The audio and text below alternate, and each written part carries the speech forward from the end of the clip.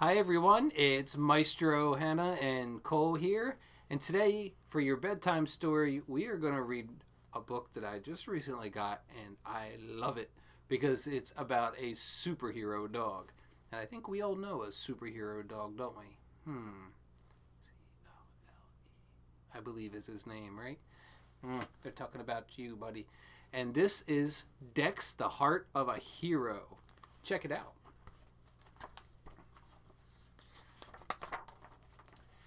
Dexter was a little dog. His legs were little, his tail was little, his body was little. He looked like a plump sausage sitting on four little meatballs. Being the size that he was, Dex was often overlooked. The other dogs grew tired of waiting for Dex to catch up when they played chase, and after a while they forgot to invite him at all. No one really seemed to notice him, except when Clevis, the tomcat, demonstrated how he could stand right over Dex and not even ruffle his fur. Check out those illustrations. Yes, everything about Dex was little, except for his dreams. He wanted to be a hero. He could just see it.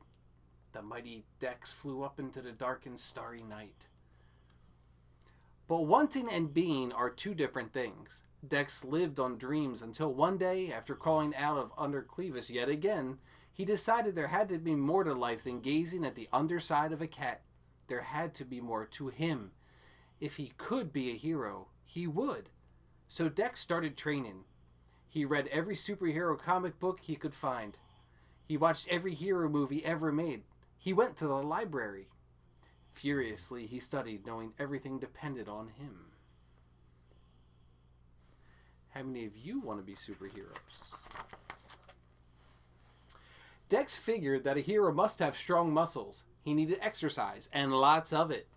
Dex started trotting to the corner and back every morning. He hopped over every crack in the sidewalk. He struggled to climb the garbage pail, up and over and down, then up and over and down again. All day long he worked, day after day. Even at bedtime, when he wanted to flop on the rug with his tongue hanging out, Dex forced himself to circle 5 extra times. Perseverance. The mighty Dex pressed on through wind and rain and storm and fatigue.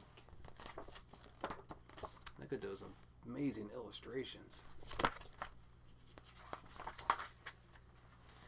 When it got easier to run to the corner and back, Dex did it again, and then again.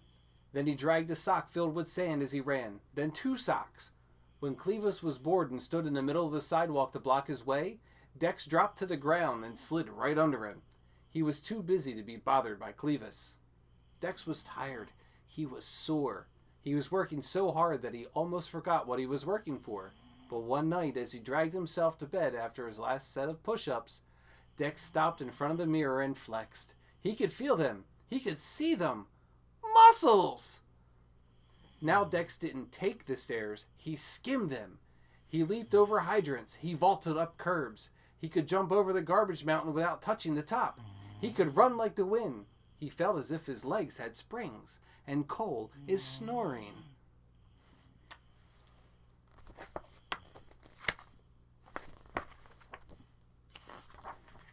Maybe we should change your name to Cole the Snoring Dog.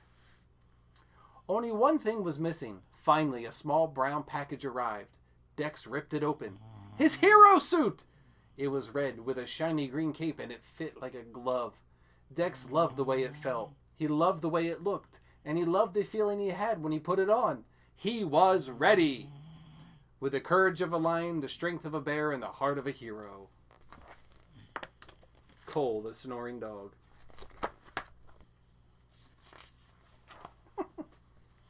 When Dex went out in his suit for the very first time, he looked up and down the street. He noticed a young pup trying to cross the street, and Dex sprang into action. "May I help you?" he asked. He guided the wide-eyed pup across the street and grinned as the pup stared at him with his mouth hanging open. The pup whispered, "Wow, it's Superdog! Superdog! Dex liked the sound of that." It's a pug, just like Cole's sister Mimi. Did you see last week's guest reader, Miss Mimi? Of course, when Clevis saw Dex, he just had to comment, "Hey, Dex, where's the party?" And when he saw him a few days later, Clevis called out, "Look, everybody, it must be Halloween. Anybody got a treat for Dex?" Dex was so busy that he was able to ignore Clevis, for the most part. The only time his face got even red was when Clevis yelled, "Where'd you get that dress up?" Dex had to wonder if Clevis saw anything but the suit. Didn't he understand that the suit was just a way to let people know he was there to help? The sun glinted off his emerald cape as Superdog raced to the rescue. There was a mouse he saved from the sewer. A purse snatcher he tackled. He fixed his neighbor's sprinkler. He found a lost kitten. Pulled a rat away from live wire. Tracked down a lost wallet. Put out a trash fire. And organized a neighborhood cleanup day. It seemed that now, whenever anyone needed help, they turned to Dex. And Dex had never been happier. Late one evening, there was a banging at the door. When Dex answered, it seemed as if the whole neighborhood was yipping and yowling in a panic. "It's Clevis," they shouted. "He's stuck in a tree. Hurry, Dex, hurry." Dex raised his eyebrows. It was not like Clevis to move enough to get into any trouble. In a flash, he was dressed and ready. It was clearly a desperate situation. As he got closer, Dex could see Clevis. He had been chasing a squirrel to the top of the tree, but he had slipped and was hanging on by one claw from a slender branch. He was yelling for all he was worth. "I'm slipping!" Clevis screeched. "Help me!" Dex looked desperately around for something to climb on. There were no boxes or ladders, not even any trash cans. Then Dex looked at the crowd.